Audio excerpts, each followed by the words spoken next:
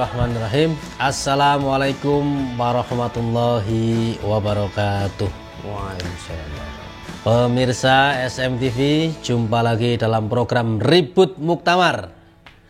Ribut Muktamar itu artinya rembuk santai untuk muktamar. Jadi bukan kemudian kita ribut-ribut ya, tapi kita rembuk santai untuk muktamar. Nah, ada yang menarik nih pemirsa dari muktamar ya kan, karena setiap muktamar ke muktamar itu ada sesuatu yang ikonik, tapi kita sering melupakan orang di balik layar itu. Nah, kali ini kita akan ngomong tentang logo muktamar. Nah, tentu pemirsa sudah tahu siapa tamunya, tapi sebelum kita ke sana jangan lupa pemirsa untuk like, komen, dan subscribe channel YouTube SMTV supaya channel ini juga semakin meriah dan menggembirakan ya, seperti tayangan YouTube kali ini. Nah, sudah hadir di tengah-tengah kita yaitu desainer logo muktamar. Siapa lagi kalau bukan Amin Mubarok. Nah, oke, ini orang di balik layar ya, di belakang logo muktamar selama ini adalah Mas Amin Mubarok. Nah, kira-kira seperti apa ya tanggapan Mas Amin tentang logo-logo? Tapi sebelum sana nanti biarkan Mas Amin ini, kita pengen mendengar ceritanya Mas Amin itu kan. Kok bisa mendesain logo ini, jadi ceritanya dulu seperti apa sih gitu Mas Amin? Pengalaman di dunia perdesainan gitu. Monggo Mas Amin. Oke, terima kasih. Salam Muktamar. Salam muktamar ya, salam hangat muktamar. Salam hangat muktamar. Salam ribut muktamar. Wah, itu ya, ribut ya. Jadi awalnya itu memang dari kecil bercita-cita untuk jadi seniman. Seniman. Setiap hari menggambar, kan? Oke. Dari situ singkat cerita, terus hijrahlah ke Jogja untuk belajar seni dan desain. Oke.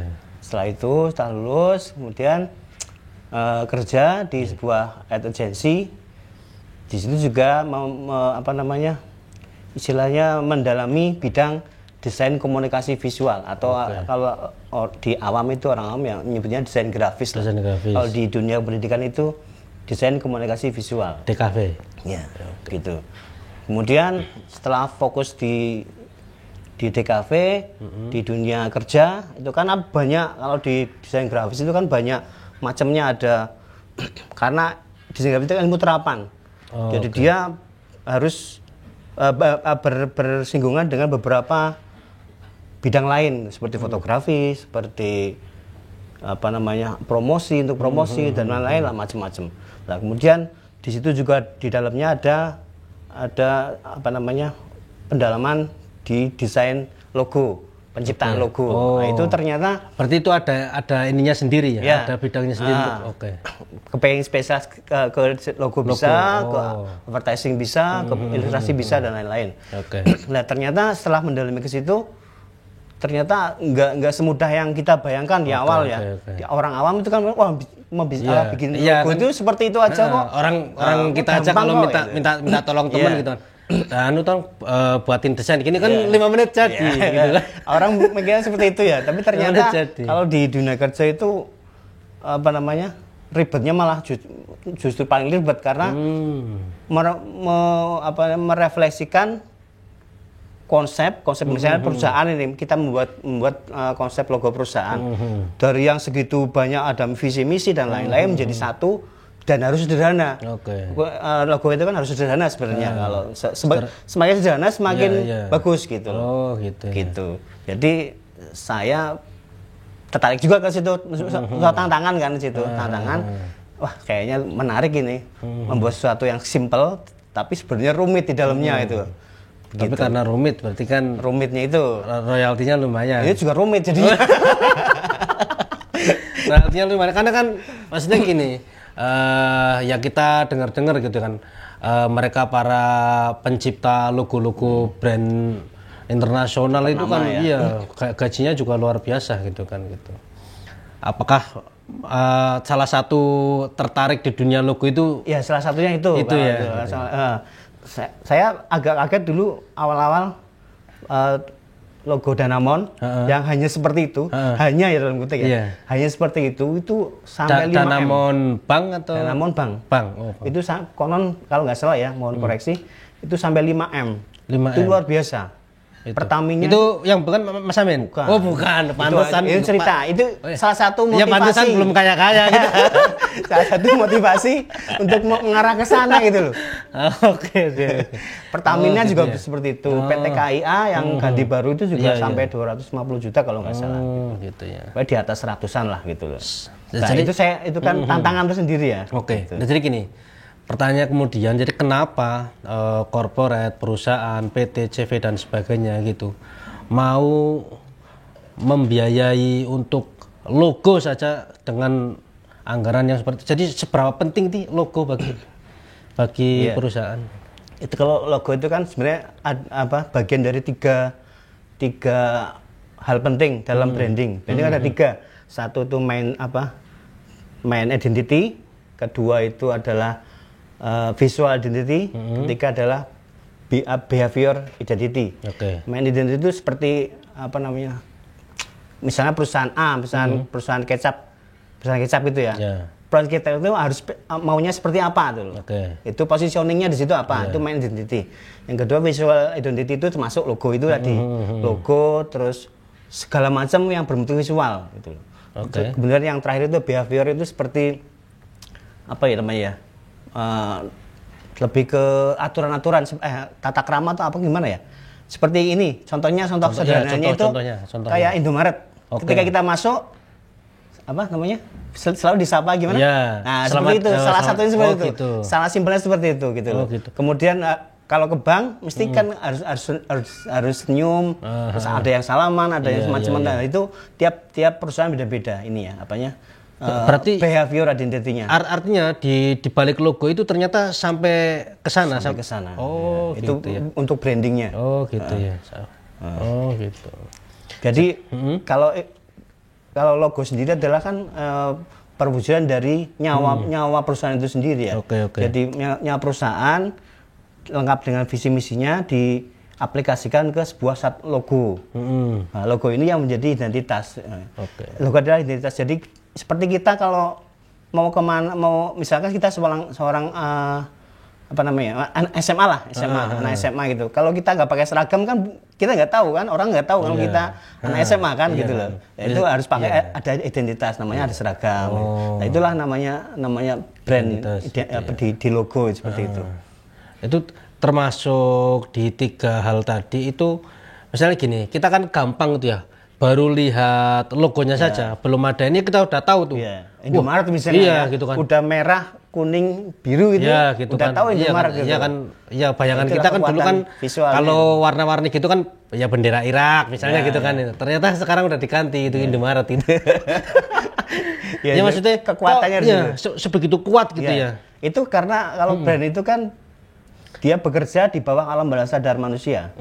Jadi kalau dilihat dari hitung-hitungan kasar nggak bisa, tapi kalau kita lewat jalan itu ketika kita nggak baca ada toko Indomaret gitu ya, Iya. ada merah kuning Iya. kuning Kita merah tahu, ya. Nah, iya. kita tahu itu Indomaret, kita Iya. akan mampir gitu. Oke. Seperti itu. Misal merah misalnya. Iya termasuk ini kan misalnya kan kita di jalan ya, kendaraan, Iya. ada roda 2, ada roda 4, kita udah tahu kan dari jauh aja kita udah tahu. Udah tahu. Oh ini itu Xenia itu Iya, Avanza. iya, gitu kan. Boleh nyebut merek nggak apa-apa ya ini. Iya, nggak apa-apa. Itu mudah-mudahan jadi sponsor juga. Gitu. Iya. Oh jadi karena Identitas. Iya. Oke. Dan itulah kerumitannya seorang desainer di situ ya. Gitu. Meringkas itu. Tantangan tersendiri. Oh gitu ya. Pantes desainer dibayar mahal kan. Gitu. Nah dari pengalaman-pengalaman itu Mas Amin, tapi saya yakin kan sebelum kemudian Mas Amin bergabung dengan Suara Muhammadiyah dan kemudian mendesain beberapa, Mas Amin itu sudah berapa desain logo Muktamar seperti ini? Logo Muktamar 2. Ini yang ini yang kedua. Udah. Solo ini yang kedua. Yang pertama berarti Makassar. Makassar. Tapi di luar Muktamar itu Tapi dengan Aisyah ya, jadi 4 ya, 4 logo oh ya. ya. Oh ya, Muktamar berarti kan dua beda-beda. kali Muktamar Muhammadiyah, 2 kali Muktamar Iya, Aisyah. jadi 4 Oke. totalnya. Di luar itu sering mestinya kan, misalnya Tanwir dan sebagainya gitu. Dari Tanwir Bandung, Tanwir Samarinda, Tanwir mana lagi? Bengkulu. Bengkulu. Oke. Gitu. Terus kemudian lain-lain juga apa namanya, kalau Milad Muhammadiyah juga kadang dulu desain juga. Membuat juga. Oh gitu ya. Oke. Nah, artinya sebelum kemudian akhirnya ke sana, itu kan artinya sudah ditempa dulu. Misalnya tadi sudah sekolah di desain sendiri, tapi beberapa kali misalnya ikut lomba atau kompetisi desain atau dan sebagainya. Kalau logo belum sih ya, belum pernah diadakan lomba gitu ya. Kalau hal yang lain dalam dunia mungkin pernah ke bikin iklan gitu, terus menang, dapat gold award, dapat beasiswa gitu, pernah. Nah, terus kan di luar itu juga ada apa namanya? Mahir lah. Gitu. Saya juga bergerak di ini selain grafis juga, kan ada sisi lain di dunia grafis. Istilahnya kalau apa namanya, untuk sisi idealisme dari seorang desainer kan dia membuat karya yang bentuk digital gitu loh. Iya. Namanya digital art. Saya juga dulu aktif di sana. Dan alhamdulillah beberapa kali juga di future lah, di luar negeri gitu ya. Diundang untuk wawancara gitu. Maksudnya diundang secara online aja, bukan di sana gitu. Tapi kan dapat royalti kan dari ada.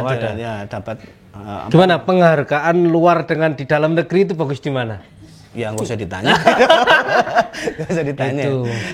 Ya sebenarnya sama, cuman kan sana dolar gitu kan, sini rupiah gitu. Yang paling membanggakan yaitu kita diundang untuk wawancara, seputar profil singkat gitu ya. Tapi yang ngundang itu adalah majalah Computer Art, itu majalah desain tersohor di dunia. Ada dua.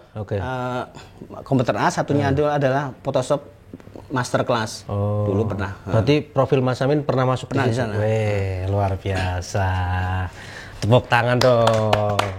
Tepuk tangan, luar biasa. Apa tadi nama majalahnya? Computer Art. Tahun berapa saya lupa. Edisinya lupa ya? Edisinya juga lupa. Tapi ada. Sampel majalahnya ada di rumah saya pajang. Dipajang kan di rumah kan. Kalau iya, karena prestisius mesti dipajang. Kalau pengen lihat boleh mampir ke rumah saya. Rumahnya juga penuh dengan desain gitu ya. Yang terakhir juga itu pernah ada buku tebal, judulnya itu yang Asian Designer, Asian Graphic Designer. Itu kan dia mengoleksi beberapa desainer seluruh dunia untuk dibukukan. Contohnya contoh karya aja, kayak profil singkat gitu. Dan alhamdulillah Asia yang mewakili adalah saya sama orang Jepang satu. Jadi itu hanya dua, Indonesia, Asia. Judulnya yang Asian Designer. Itu salah satu apa namanya? Ada. Buku tebal segini.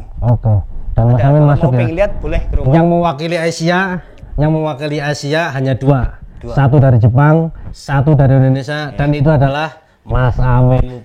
Luar biasa. Makanya ini ya. Jadi kita sebagai misalnya media Muhammadiyah gitu kan, warga Muhammadiyah mestinya semakin mantap lah gitu. Semakin mantap lah karena desainnya diakui di Asia gitu ya. Ya, itu kalau kebanggaan salah satunya Rilo di lokal, saya dipercaya untuk mendesain logo Muktamar Makassar dan Muktamar. Dan itu kebanggaan ya, Mas. Luar biasa. Yang lokal. Kalau sekilas Mas Amin, ini ngomong tentang desain, ya katakanlah karena ini yang mau berlangsung kan Solo ya, kalau yang lewat kan sudah. Jadi apa makna di balik desain yang sekarang gitu? Kalau sekilas saja. Gitu. Sekilas aja. Kalau detailnya nanti sudah ada kayak di muhammadiyah.id kalau nggak salah. Silakan dibaca lebih lengkap. Kalau kesimpulan kesimpulan sederhananya dari logo itu adalah bahwa itu menyesuaikan dengan tema kan, memajukan Indonesia, mencerahkan semesta. Indonesianya itu kan lintasan itu, lintasan itu menggambarkan Bima Sakti, galaksi Bima Sakti, dan Indonesia di situ. Ada di situ. Terus ada pancaran 12 sinar di tengahnya itu melambangkan Muhammadiyah, bahwa Muhammadiyah adalah gerakan pencerahan. Terus kemudian ada logo pegunungan. Gunungan itu mencerminkan Jawanya Jawa Solo. Oke. Dan itu terbentuk dari angka Arab ya. 4 dan 8. 4 gini sama 8. Oke. Gitu. Artinya apa itu? Yang mana? 4 dan 8. Itu Muktamar Solo Oke, 48. 48. Iya. Muktamar Solo 48 ya. Jangan lupa topinya ini di order di toko Seorang Muhammadiyah, bajunya juga ya. Ini Mas Amin belum ya? Belum. Oh ya, habis ini kita kasih saya ya. beli apa kasihnya? Dikasih dong oleh-oleh, narasumber itu kasih. Oke, siap. Gitu ya. Terakhir Mas Amin, untuk desainer muda gitu. Jadi Mas Amin kira-kira mau ngasih pesan apa sih untuk desainer muda biar ya katakanlah apa ya, untuk diakui itu kan perjuangannya panjang gitu. Jadi kira-kira pesan apa untuk desainer muda, jangan patah semangat karena memang sekarang kan persaingan lebih ketat tentunya kan. Silakan Mas Amin.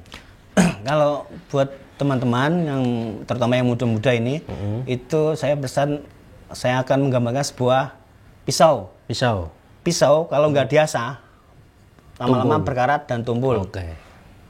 Itu kalau kepengin tajam itu harus diasah tiap hari dan digunakan setiap hari. Itu begitu saja dengan skill ya. Skill desain itu kalau kita berhenti mentok ya kita nggak akan berkembang gitu. Dan untuk diakui dari situ, orang mengakui itu kan hasil karya gitu.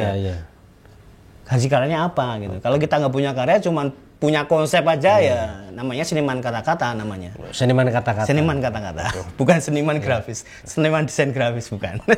Motivator itu termasuk seniman kata-kata. Iya, termasuk itu. Sepertinya seperti itu. Oke. Jadi jangan suka nasihatin orang ya, itu nanti dijadikan seniman kata-kata. Oke, saya kira itu Mas Amin, terima kasih banyak sudah meluangkan waktunya di Ribut Muktamar ini. Ribut Muktamar ya, bukan kemudian ribut-ribut Muktamar, tapi kita rembuk santai tentang Muktamar.